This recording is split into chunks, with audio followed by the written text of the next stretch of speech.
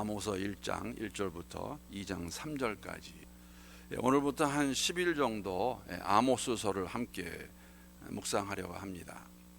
지난번에 호세아서를 공부할 때도 잠깐 말씀을 드린 내용인데 잘 기억하는 그런 마음으로 잠깐만 복습하도록 하겠습니다. 다 아시다시피 구약성경에는 17권의 선지자서가 있습니다. 이사야부터 말라기에 이르는 17권의 책인데 우리는 보통 앞에 5권을 대선지자서라고 부르고 뒤에 12권을 소선지자서라고 그렇게 부릅니다.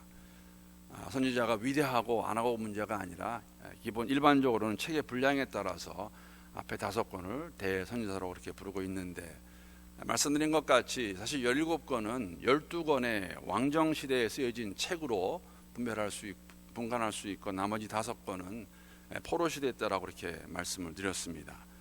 포로시대 때 쓰여진 5권의 책은 다니엘과 에스겔 그리고 학개, 스가랴, 말라기가 포로시대 때 쓰여진 책입니다. 그렇기 때문에 오늘 함께 묵상을 시작하는 아모스서는 왕정시대 때 쓰여진 책인 거 저희들이 알 수가 있는데, 어느 시대에 이 책이 쓰여졌을까? 1장 1절을 보게 되면 저희들에게 알려주고 있습니다. 유다왕 우시야의 시대, 우시야가 유다 왕이었을 때 곧 이스라엘의 왕 요아스의 아들 여로보암 시대 지진 전 2년에 드고와 목자 중 아모스가 이스라엘에 대하여 이상으로 받은 말씀이라. 아시다시피 솔로몬을 마지막 통일 왕국의 왕으로 시작해서 그 이후부터는 왕국이 갈라집니다. 북쪽을 이스라엘이라고 불렀고 남쪽을 유다라고 불렀는데, 지금 이 시대는 유다는 우시야가 왕이었고 이스라엘은 여로보암이 왕인 그 시대에 하나님께서 아모스를 불러서 이상을 보여주시고 하시는 말씀입니다. 지진이 일어나기 2년 전 언제였을까 분명히 알 수는 없지만은 이 당시에 두고와 출신 지역에 남유다 사람이었던 아모스를 부르셔서, 남유다 사람인데 그가 선포했던 말씀의 대상은 북이스라엘이었습니다. 아모스 7장을 보게 되면은 아모스가 어떠한 사람이었나 저희들이 알 수가 있습니다. 조금 의아할 수 있는데, 하나님 부르심 받기 전에는 목자로 생활을 하였고 또한 동시에 뽕나무를 지배하던 그런 농부였습니다. 목자였고 농부였던 아모스를 부르셔서 말씀하시는 하나님, 아모스서입니다. 근데 여러분, 이 여로보암 왕 이야기가 나오니까 또 우시야 왕 이야기가 나오니까 다른 선지자 기억 안 나십니까?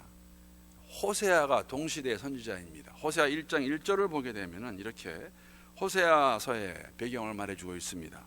우시야와 요담과 아하스와 히스기야가 유다 왕이 된 시대, 곧 요아스의 아들 여로보암이 이스라엘 왕이 된 시대, 부엘리의 아들 호세아에게 임한 하나님의 여호와의 말씀이라.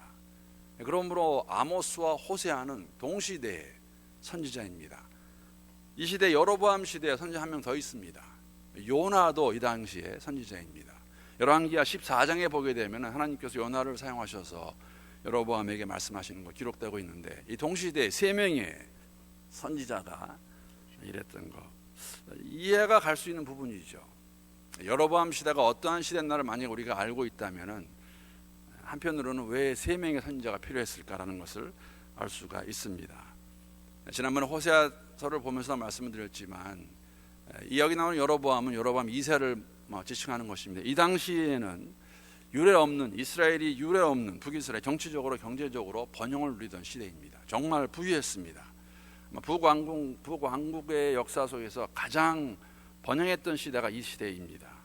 정치적으로 안정되어 있었고 경제적으로 부유했었고, 그래서 많은 사람들이 이 부를 가지고 사치와 향락으로 빠져가는, 특히 지배층에서는 그러한 혜택을 누리기 위해서 백성들을 어렵게 했던 그러한 시대가 여로보암 2세 시대입니다. 이러한 시대가 얼마 가지 않은 한 40년 정도 유지하다가 알고 있는 것 같이 북왕국은 아수르의 침공으로 멸망하게 됩니다. 그런 이유로 아마 2 선지자가 아니라 3 선지자가 동시대에 하나님 말씀을 선포하지 않았을까. 제가 호세아를 먼저 보았기 때문에 호세아 선지자가 외치는 내용과 우리가 오늘부터 아모스를 보는데 아모스가 외치는 내용이 어떻게 다를까? 물론 익스클루시브하게 이렇게 있는 건 아니지만 호세 선지자는 우리가 알고 있다시피 하나님의 언약적 사랑의 메시지를 전한다고 하면은 아모스는 하나님이 공의의 하나님이시다를 저희들에게 보여주고 있다는 것이죠. 조금 전에 말씀드린 것 같이 이러한 외침의 배경에는 여로보암 시대의 정치적 안정, 경제적 부유가 그 시대를 표현하는데 그것과 무관하지 않는 것 저희들이 알 수가 있습니다. 왜냐하면은 더 부유할수록 이스라엘 백성들은 하나님부터 멀어지기 때문에, 특히나 우리가 알고 있는 것 같이 오늘 1절 2절을 보게 되면은 그 부유해지면서 우상을 섬기는 모습을 우리가 알 수가 있습니다. 그 당시에 하나님 백성이면 하나님의 백성답게 주신 복을 가지고 더욱더 주를 섬겨야 되고 하나님을 위해 살아야 되는데 그렇지 아니하고 우상을 섬겼던 그들의 모습, 하나님께서 그래서 2절을 보게 되면은 사실은 엄청난 심판을 말씀하십니다. 말라서는 안 되는 목자의 초장이 마르게 될 것입니다. 그리고 마를 수 없는 갈렙산의 꼭대기가 마르게 될 것이라고 말씀하십니다. 그렇게 벌하시겠다는 것이죠. 그리고 더 나아가서 이것이 이스라엘 백성에 끝나는 것이 아니라 주위에 있는 그 민족들에게도 하나님께서 심판을 말씀하시는 것, 아모스를 통해서 우리가 알 수가 있습니다. 우리 항상 공감하는 부분입니다. 복을 주시면, 복의 근원이 하나님이시면 복을 주신 하나님께 더욱더 감사하고 그분을 인정하고 그분의 뜻대로 살아가는 것이 정상적인 삶이고 우리의 도리인데, 우리는 그렇지 않습니다. 모든 것이 잘 되고 편안하고 좋으면은 하나님을 인정하고 그분의 백성으로 살아가기보다는 우리가 우리 것으로 인정하고 하나님తో 멀어지는 그러한 모습. 우리 한 가지 기억해야 되는 것은 그러한 모습 보시는 하나님께서 그냥 두지 아니하시고 공의롭게 심판하신다는 것, 우리에게 오늘 본문을 통해서 이렇게 보여주고 계시는 것 함께 이해할 수 있으면 좋겠습니다. 하나님은 그냥 계시지 아니하십니다. 질투하시는 하나님 한 분만을 섬기지 아니하고 우리 세상을 쫓아갈 때 사랑하시기 때문에, 여러분, 공의 하나님의 긍정적인 목적은 회개하고 돌아오라는 것입니다. 나를 나로 인정해라. 나는 살아있다. 나는 너희들을 사랑한다. 그대로 볼 수 없다. 돌아오라고 말씀하시는 하나님의 모습. 공의 하나님께서 오늘 본문 보게 되면은 주위의 민족들도 가만히 두지 아니하십니다. 오늘 본문 보게 되면은 3절에 6절, 9절, 11절, 13절, 21절에 2장 1절의 말씀이 동일합니다. 똑같이 시작합니다. 여호와께서 이와 같이 말씀하시되, 6번 나오지요. 공의의 하나님께서 정하신 마음을 묘사하시는 것이죠. 내 마음을 정했다. 너희들을 심판하기로 여호와께서 이와 같이 말씀하시되, 그 다음에 보게 되면 다메섹에, 가사에, 두로에, 에돔에, 암몬 자손에, 모압에 서너 가지 죄로 말미암아. 유다와 이스라엘뿐만 아니라 남유다와 북이스라엘뿐만 아니라 민족을 향한, 열방을 향한 하나님의 심판을 말씀하시는 것이죠. 서너 가지 죄로 인하여, 그 당시에 용법이라고 말할 수 있습니다. 너희들 지은 죄가 있지 않느냐, 이런 악한 행위가 있지 않느냐. 그래서 나오는 말씀, 내가 그 벌을 돌이키지 아니하리니. 6번 나옵니다. 또 그 구절마다 하나님의 심판이 확실하게 임하실 것을 알려주고 있습니다. 왜 심판하십니까? 그들이 악한 행동을 했기 때문에, 죄악이 있기 때문에. 그러면서 오늘 본문에 보게 되면은 6나라에 대해서, 6민족에 대해서 그들의 죄를 다 끄집어내십니다. 하나씩. 서너 가지는 아니에요. 그 중에 하나를 끄집어내십니다. 그들에게 있는 죄악. 다메섹에 대한 심판 3절에서 5절까지 나옵니다. 간단히 요약해서 말씀을 드리면은, 여러분, 다메섹 왕국은 저희들이 귀에 익숙한 그 나라는 아람 왕국을 말하고 있습니다. 다메섹 왕국. 다메섹의 죄는 길르앗을 압박했다는 것입니다. 여러분, 길르앗 기억나세요? 요단강 동쪽에 있던 지역의 이름으로서 므낫세 지파가 그곳에 거주하기로 결정하지요.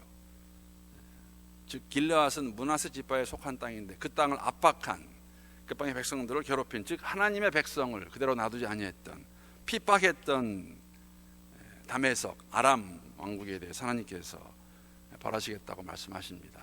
우리가 위로를 받는 것은 하나님께서는 핍박받는 당신의 백성들을 그대로 두지 아니하십니다. 보호해 주실 뿐 아니라 핍박하는 이방 족속들 벌 주시는 공의의 하나님, 우리가 볼 수가 있습니다. 두 번째는 6절부터 8절까지 나와 있는 가사에 대한 심판입니다. 가사는 여러분 블레셋 사람들 얘기하고 있죠. 그들의 죄악은 사로잡은 자들을 에돔에게 넘겼다는 것입니다. 구체적인 역사의 사건을 알 수가 없습니다. 다만 전쟁에 승리해서 잡은 사람들 에돔에게 팔아넘겼는지 넘겼다는 것이죠. 굉장히 비인격적이고 비윤리적인 삶의 모습. 여러분, 모든 사람은 하나님의 형상으로 지음을 받았습니다. 전쟁에 졌다고 해서 그들의 인간성, 존엄성을 무시하고 팔아넘기는 것, 하나님의 창조 원리를 어긋나게 하는 것, 하나님께서 가만두지 않으시겠다고 말씀하시는데, 그렇게 생각하면 여러분, 그 포로 협정 같은 거 굉장히 좋은 것입니다. 전쟁에 진 것은 진 것이지 마음대로 그 사람들 할 수 없다는 것, 가사가 그러한 행동하는 것 하나님께서 심판하시겠다고 말씀하십니다.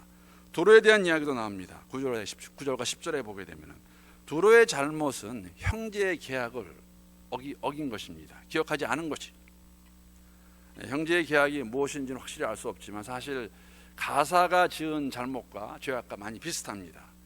그들도 사로잡은 자들을 에돔에 넘겼는데 더 악한 이유는 약속을 지키지 않았기 때문에. 분명히 언약이 있었어요, 사람들 사이에. 우리에게 주시는 말씀이 있다면 하나님은 사람들 사이에 맺은 언약, 약속 기억하신다는 것이죠. 비윤리적인 행동, 그걸 미워하시는 공의의 하나님, 우리가 볼 수 있습니다. 네 번째로 나오는 것은 에돔에 대한 심판입니다. 11절 12절 말씀. 아마 지금 나와 있는 것 같이 블레셋과 도로로부터 넘겨받은 사람을 이 에돔 사람들은 노예로 부린 것 같은데, 그런데 그들의 죄는 칼로 형제를 쫓아가고 공의를 벌였다는 것이죠. 형제를 향한 공의를 벌인 것이 그들의 죄악이었습니다. 아마도 도로와 같은 민족들 가운데서 언약이 있었던 것 같은데, 그래서 깨트리고 칼로 형제를 쫓아가고 공의를 벌이는 그러한 모습. 다시 한번 공의의 하나님께서 사람들 간의 약속 어기는 것, 그냥 보고 계시지 않는다는 것, 저희들에게 보여주고 있는 그러한 에돔에 대한 심판이고, 암몬에 대한 심판은 좀 더 심합니다. 암몬 자손들은 한 그 행동이 굉장히 악합니다. 어쩌면은 앞에 나온 네 민족보다 더 비윤리적이고 비도덕적인 것이죠. 왜냐하면 그들은 길르앗에 임신한 여자의 배를 갈랐습니다. 13절 보면 그렇게 나와 있습니다. 여호와께서 이와 같이 말씀하시되 암몬 자손의 서너 가지 죄로 말미암아 내가 그 벌을 돌이키지 아니하리니 이는 그들이 자기 지경을 넓히고자 하여 길르앗의 아이벤 여인의 배를 갈랐음이니라. 암몬이 자신의 영토를 넓히기 위해서, 국가의 야심이죠, 개인의 자신의 이익을 취하기 위해서 아이 가진 자의 배를 가를 정도로 비윤리적이고 악독한 일을 행했던 암몬 자손, 그들을 가만두지 않으시겠다고 말씀하십니다. 어떻게 보면은 여러분, 세상의 모습이 이런 모습이 아닐까요? 우리가 개인의 이익과 집단의 야심을 이루기 위해서는 수단과 방법을 가리지 않는 사회와 국가, 하나님 기억하시겠다고, 가만두지 않으시겠다고 저희들에게 보여주고 있습니다. 그 다음에 모압에 대한 심판이 마지막으로 나옵니다. 2장 1절부터 3절까지. 모압의 죄는 에돔 왕의 뼈를 불살라 죄를 만든 것입니다. 여기서 죄를 만들었다, 실제로 에돔 왕을 그들이 쳐서 죽여가지고 그 뼈를 불살른 것인지, 아니면 죽어있는 왕의 무덤을 파헤쳐가지고 뼈를 빼내어서 뼈를 불살른 것인지 알 수 없지만은 어떠한 것이 되었든 간에 이런 행동은 사실은 굉장히, 어떻게 보면 암몬 자손이 아이를 가진 여인의 배를 가르는 것 같은 수준의 굉장히 비윤리적이고 비도덕적인 행동이라는 것이죠. 언뜻 보면 여러분, 에돔도 지금 판단은 심판을 받습니다. 그 악한 사람들인데 왜 하나님께서 모압에 대해서 이렇게 에돔 왕의 뼈를 불살랐다고 해서 심판하실까? 여러분, 뭘 느끼세요? 민족과 열방을 심판하실 분은 오직 한 분이십니다. 하나님이세요. 우리에게 주시는 공의 하나님의 모습, 본문을 통해서 우리에게 보여주고 있고, 남유다와 북이스라엘뿐만 아니라 그 주위에 있는 동서남 북으로 있는 민족들의 악함을 보시면서 심판을 선언하시는 하나님의 말씀입니다. 이러한 심판 선언은 여러분, 우리가 한 가지 알 수 있는 것은 하나님이 어떤 분이신지 알 수 있는 것이죠. 말씀드린 것 같이 우리 하나님은 공의의 하나님이세요. 불의를 보고 악의를 보고 가만히 계시지 않으시는 하나님. 어떻게 보면 우리가 많이 잊어버리고 살아가는 부분이 아닐까. 하나님은 공의의 하나님이시다. 세상은 더 악해질 것입니다, 여러분. 한 세대를 살아가는 우리가 가지고 있는 그런 마음이 있죠. 지난주에 있었던 12월 2일에 있었던 이번 주군요.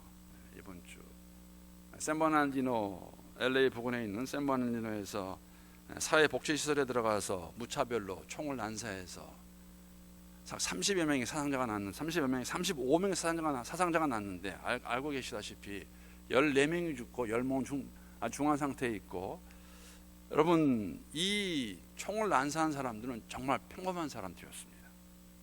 같은 동료들이었어요. 그렇죠. 나중에 누군가 알았을 때 다 그걸 들은 사람 놀랐다는 것이죠. 28살과 27살의 파키스탄 이민자의 아들이었고 또 왔던 그런 사람들이었는데, 남편은 사실 아메리칸 주림을 이룬 자라고 말할 수 있죠. 28살입니다. 우리의 자녀의 아이, 우리 자녀들의 나이입니다. 좋은 대학 나와서 좋은 직업을 가지고 있는데 아무도 눈치채지 못했어요. 그냥 총을 난사해서 그렇게 많은 사람이 죽었는데, 아마 그 일로 지금 미국은, 제가 글을 하나 읽어보니까는 조금 패닉 상태에 들어갔습니다. 이제는 아무도 장담할 수 없는 거예요. 공공장소에서 이것이 그들이 원하는 것이겠죠. 이슬람 무슬림들, 극단주의자들, 세상은 더 악해지고 있는데 여러분 그런 생각 안 드세요? 하나님 어디 계십니까? 이것이 무엇을 의미합니까? 하나님 빨리 내려오셔서 좀 다 벌 주시죠. 그런 마음 가질 수 있는 것. 당장 거대한 악의 세력이 우리를 위협한다 할지라도 우리가 불안을 가질 수 있겠죠. 어디가 안전한 장소일까? 어디가 안전할까요? 비행기 아니? 극장 아니? 이런 공공시설 아니? 유치원이? 아무 데도 없습니다. 그러나 우리가 가지고 있는 것, 우주 만물의 주인 되시고 역사를 주장하시는 하나님께서 임마누엘과 함께 하시기 때문에 이런 가운데서 우리가 주를 의지하며 나갈 수 있다는 것, 공의 하나님께서 이런 모든 걸 알고 계시고 그 하나님 믿으며 위로받고 힘 얻어 나아갈 수 있는 하나님 오늘 우리에게 보여주셨습니다. 북이스라엘도 남유다도 그 주위에 있는 6개의 민족들도 하나님께서 악한 행위를 보시고 죄악을 보시고 심판하시겠다는 하나님, 공의 하나님. 한편으로는 우리가 두렵고 떨리는 마음으로 그 주를 바라보게 하시고, 또 한편으로는 위로받고 격려받고 힘 얻어 나아갈 수 있는 우리 모두가 될 수 있기를 우리 주님의 이름으로 축복합니다.